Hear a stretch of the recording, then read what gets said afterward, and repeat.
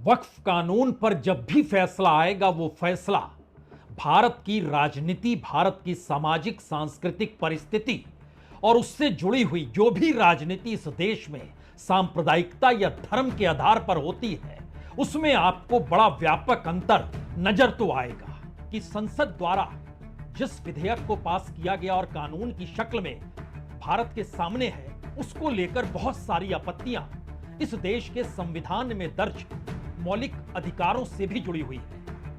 यह सवाल है दरअसल सुप्रीम कोर्ट के भीतर जब चीफ जस्टिस संजीव खन्ना सुनवाई कर रहे थे और वो जो संकेत दे रहे थे, और उनके रिटायरमेंट के बाद जब चीफ जस्टिस बी.आर. गवई सुनवाई की शुरुआत आज उन्होंने की और जो संकेत सुप्रीम कोर्ट से निकलकर सामने आए, दोनों में बड़ा व्यापक अंतर है। उस दौर में जो खास तौर से जो 3 महत्वपूर्ण मुद्दे थे और जिसके जरिए संविधान का जिक्र मौलिक अधिकारों तक को लेकर हो रहा था, और आज जो बहस मुहाई शुरू हुई उसमें खुले तौर पर जब सुप्रीम कोर्ट ने यह कहा कि दरअसल यह एक सामान्य सी धारणा है कि संसद द्वारा पारित किसी विधेयक को कानून बनने के बाद असंवैधानिक तौर पर देखना सही नहीं होता, उसे संवैधानिक तो मानना ही पड़ेगा। और अगर आप असंवैधानिक मान रहे हैं तो फिर आपको पूरे मामले को बड़े ठोस तरीके से और बड़े व्यापक तौर पर रखने आना चाहिए। यानी अभी तक की जो बहस थी उसमें संसद द्वारा बनाए गए कानून को लेकर ही असंवैधानिक शब्द शुरू से ही जोड़ा गया। तो आज लेकिन समझने की जरूरत इसलिए बड़ी महत्वपूर्ण है और आज का दिन खास तौर से इसलिए कहीं ज्यादा मायने रखता है। कल तो सरकार जवाब देगी, लेकिन आज जब सवाल उठ रहे थे तो एक क्षण के लिए, इससे पहले जो सुप्रीम कोर्ट में बहस हो रही थी उस वक्त जो 3 बातें उभर कर आई थी, पहली बात क्या थी? कहा गया था कि कानून संविधान के अनुच्छेद 14, 15, 25 जिसके तहत धार्मिक स्वतंत्रता होती है, 26 जिसके तहत धार्मिक मामलों के प्रबंधन की स्वतंत्रता होती है, 29 जिसके तहत अल्पसंख्यकों के अधिकारों का जिक्र होता है, और 300A जिसमें संपत्ति का अधिकार होता है, उसका उल्लंघन किया गया है। यानी उस वक्त एक सवाल जहन में था कि यह दरअसल असंवैधानिक है जो कानून बनाया गया है।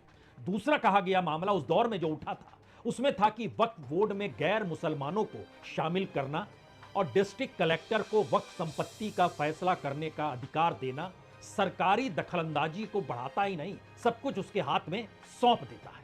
तीसरी परिस्थिति थी कि यह कानून मुस्लिम समुदाय के साथ भेदभाव करता है क्योंकि अन्य धार्मिक ट्रस्टों पर समान प्रतिबंध, यानी जैसा प्रतिबंध यहां लग रहा है वैसा प्रतिबंध नहीं है। असंवैधानिक और संवैधानिक होने के बीच में संविधान ही है और संविधान में लिखे शब्द ही हैं। उन्हीं शब्दों की व्याख्या इससे पहले हो रही थी और केंद्र ने आज जो जवाब दिया, जो अटॉर्नी जनरल ने रखा, उन्होंने 3 बातों का जिक्र किया और कहा कि इन्हीं 3 बातों पर आपको चर्चा करनी चाहिए। तो दूसरी तरफ वकील कपिल सिब्बल जी ने कहा कि जी नहीं, ऐसा नहीं, आपको तो हम तो पूरे कानून को ही असंवैधानिक मानते और मानते हैं कि यह वक्फ की संपत्ति पर कब्जा करने के तरीके हैं। केंद्र ने जिन 3 मुद्दों पर रोक लगाने की मांग की उसमें बहुत साफ था कि कोर्ट द्वारा वक्फ घोषित संपत्तियों को सुनवाई के दौरान वक्फ की सूची से हटाया नहीं जा सकता, चाहे वो वक्फ लिखित दस्तावेज से हो या लोगों के इस्तेमाल के आधार पर, यानी वक्फ बाय यूजर।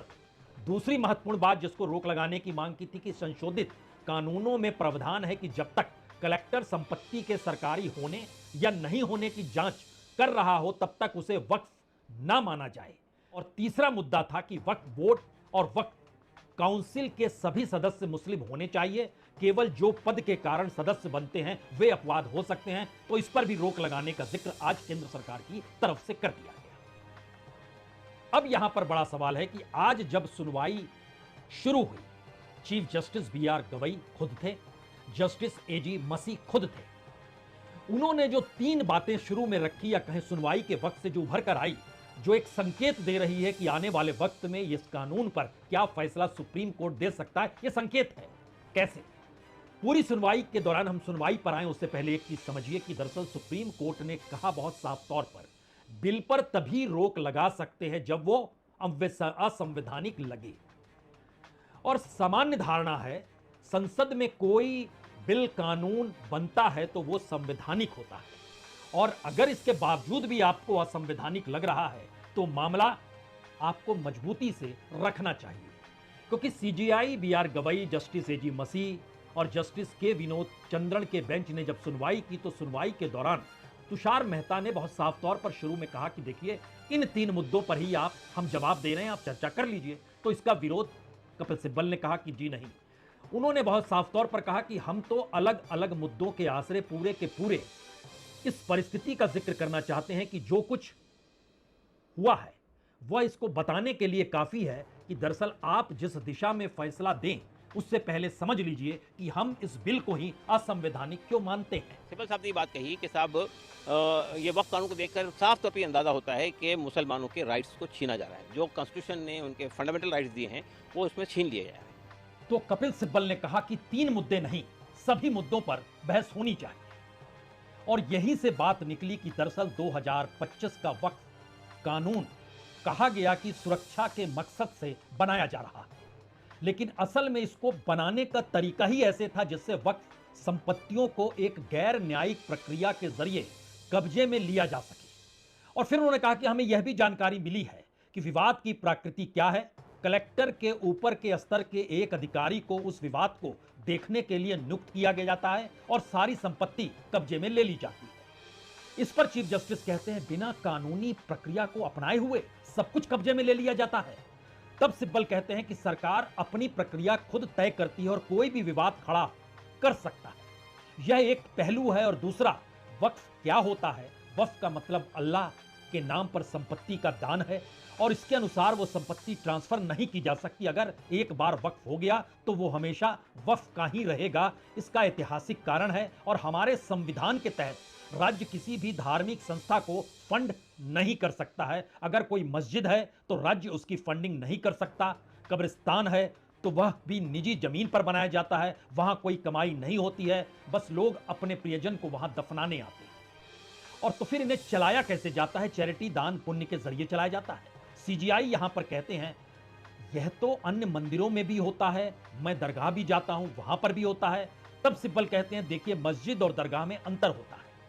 इन संपत्तियों को बचाने के लिए समुदाय की जिम्मेदारी होती है। इसी तर्ज पर यह बात आगे बढ़ती चली गई और एक झटके में वह 3 बातें जो खास तौर से कॉन्स्टिट्यूशनल और अनकॉन्स्टिट्यूशनल के बीच खड़ी थी, उसमें आर्टिकल 25 जो धार्मिक स्वतंत्रता का जिक्र था, आर्टिकल 26 जो धार्मिक मामलों के प्रबंधन के स्वतंत्रता का जिक्र था, आर्टिकल 29 जो अल्पसंख्यक अधिकार का जिक्र करता था और आर्टिकल 300A जो संपत्ति के अधिकार के उल्लंघन का जिक्र करता था, जिसमें धार्मिक स्वतंत्रता में आर्टिकल 14 और 15 भी आ जाता है। वो सारे सवाल आज के दौर में उभर कर बहुत साफ संकेत दे गए कि दिशा क्या है। सुप्रीम कोर्ट पहले की बहस और अब की बहस में अंतर देख पाने की स्थिति में क्यों आ गया?